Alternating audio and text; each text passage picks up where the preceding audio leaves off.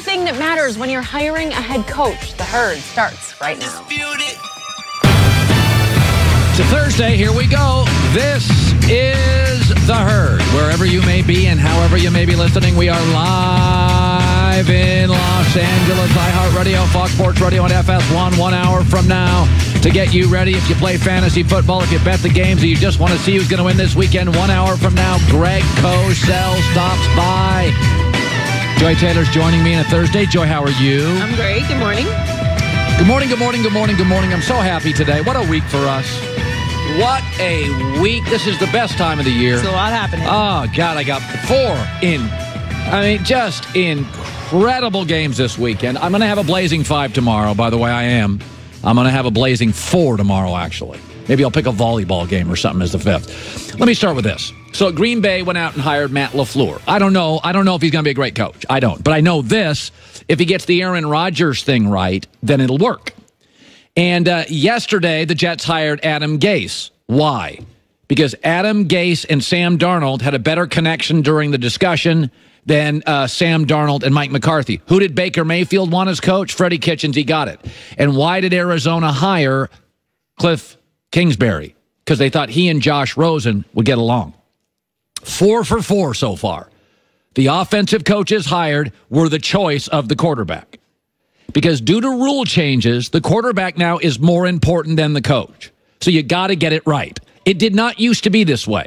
Think I'm wrong? John Elway and Mike Shanahan won Super Bowls together. Sometimes not a great relationship. Terry Bradshaw and Chuck Noll had major issues, won 4 Super Bowls. Phil Simms and Bill Parcells were not best buddies. It was ugly, and they won. It used to be a head coach and quarterback league. Due to rule changes, it is now a quarterback and coaches league. By the way, look at the teams and the quarterbacks and the relationships this weekend. So the Rams are in the playoffs. You think it's a coincidence that Goff and McVay are like dad and son? Super tight. The Cowboys will face the Rams. Here's what we know about the Cowboys. Dak and Jason Garrett are all in together. By the way, the MVP is Patrick Mahomes. Super tight with Andy Reid. He'll face Andrew Luck and Frank Reich. It's an incredible bond. Oh, there's also Nick Foles and Doug Peterson. Tight. Facing Sean Payton and Drew Brees. Tightest in the league. Are you seeing something here?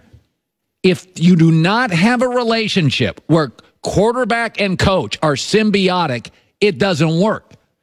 By the way, tell me the 2 teams in the NFL this year that you are shocked didn't make the playoffs.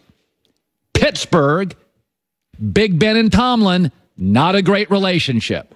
And Green Bay, Aaron Rodgers and McCarthy imploded. Also teams that disappointed us. Carolina, Cam and Ron Rivera. My sources tell me they both frustrate each other. By the way, Matt Ryan, Dan Quinn, it's okay.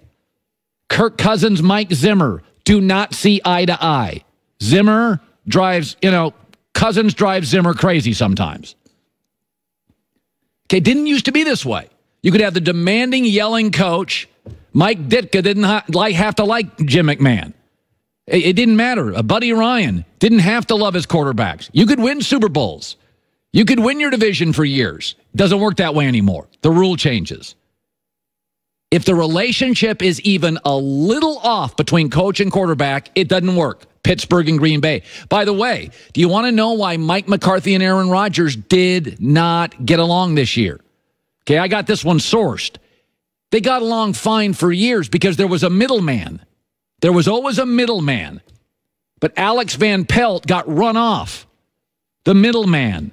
So this year, Rodgers and McCarthy had to deal with each other constantly. And the minute it didn't work, the team folded and the coach got fired. Okay? So yesterday, all these teams, name the only team, by the way, that didn't hire an offensive coach. Denver. Now, why would Denver not worry about that whole quarterback thing? They hired Vic Fangio because Denver doesn't have a franchise quarterback that John Elway thinks is going to be around in 4 years. So they didn't give a rip. They didn't care. They got Gary Kubiak being the offensive coordinator. He will eventually have to get along with the quarterback. But they don't think much of Case Keenum, so it didn't matter. They went and got a defensive coach who, by the way, Vic Fangio's a good coach, not much of a personality, not much of a talker, doesn't have real relationships with quarterbacks. They didn't care. Even Tom Brady this year. Tom Brady was always subservient to Belichick. We all know that, right? For years and years, it was Belichick's team, and Tom did what he said. He got rid of Wes Welker. He got rid of Randy Moss. Bill ran the show. What happened this year? Brady said, you re-sign Gronk on my terms, and you get rid of Garoppolo, or I'm out. And Belichick said, as the greatest coach in football history, all right. Even in New England, for the first time the last couple of years, Tom has flexed. No. We're not getting rid of Gronk. Re-sign him. Belichick, all right. Belichick didn't do that for 17 years. Brady's like, get Garoppolo out of town. I'm not getting Garoppolo. All right.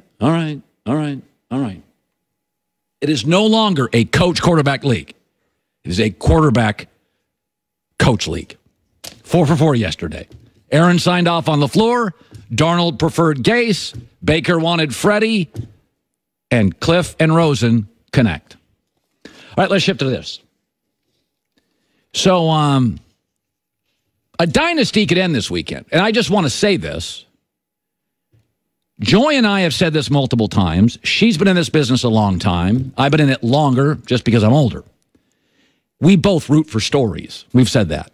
You think we root for teams? No. We root for content. We root for content. Content equals ratings, contract extensions. We want fun. We want car wrecks. We want craziness. You know what the best thing that could happen to Joy and us this weekend? Dallas wins. That's good for us. Cowboy Nation erupts. Cowboys are on Fox. That's our team. And you know the other thing that would be great for us? And you're not going to believe this, but I will set a record Monday if this happens. The Patriots get blown out, and the dynasty dies. Because a lot of people are connecting me to New England through the years. I see the numbers. They'll tune in to see what I have to say about the dynasty that got crushed. Chargers win by 40. They roll them. They beat them 47-10. It is awful. Brady stinks. That is great for my business. But that's not going to happen because New England's going to win. But the Chargers have better players. I know, they do. I'm not arguing. So did Jacksonville last year. So does Pittsburgh every year. So did Atlanta in the Super Bowl. Atlanta had better players. Go look at the Pro Bowl list. Seattle had better players in the Super Bowl. By the way, so did the St. Louis Rams 17 years ago. They had better players than New England. In fact, if you put down the top 10 players, in my opinion, between the Chargers and the Patriots this weekend, Brady won, then Phillip Rivers, then the Patriots' Stephon Gilmore, then it's a bunch of Chargers, and then Devin McCourty. It's 7-3 Chargers. Brady, Rivers, Stephon Gilmore, Desmond King, Derwin James, Joey Bosa, Melvin Ingram, Devin McCourty, Melvin Gordon, Keenan Allen. And by the way, 11 through 20 is a lot of Chargers. Seattle had better players. Atlanta had better players. Pittsburgh's always got better players. Chargers have better players. Atlanta did. Let me give you the advantages, if I may, for New England. At home, Belichick, rested, weather, experience, significantly better kicker.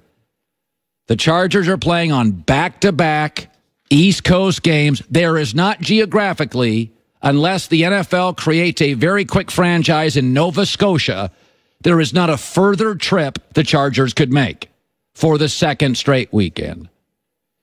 New England does have less talent, but this has become their brand, that outside of Brady, talent doesn't win games.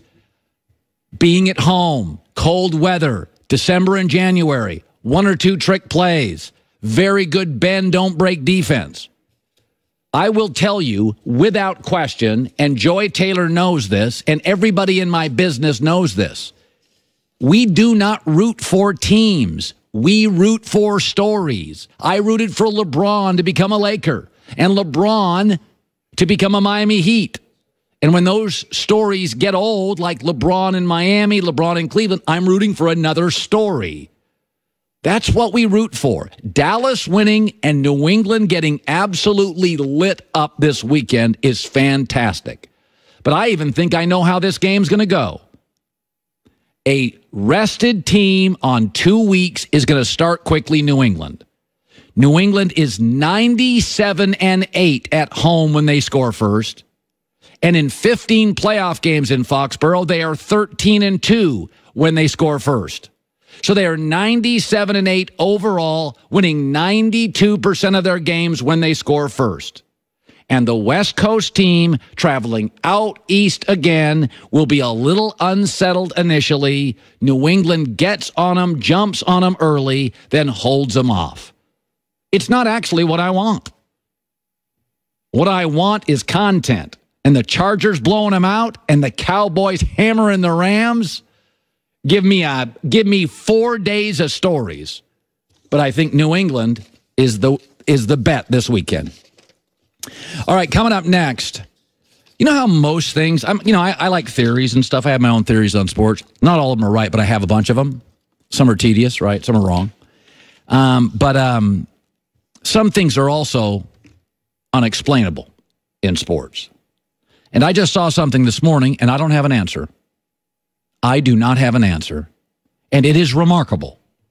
And it will affect a game this weekend and may create the biggest upset in the NFL playoffs in some time. And that is coming up next. Small steps could often lead to big changes. It's important to think about that entering a new year, and it's important to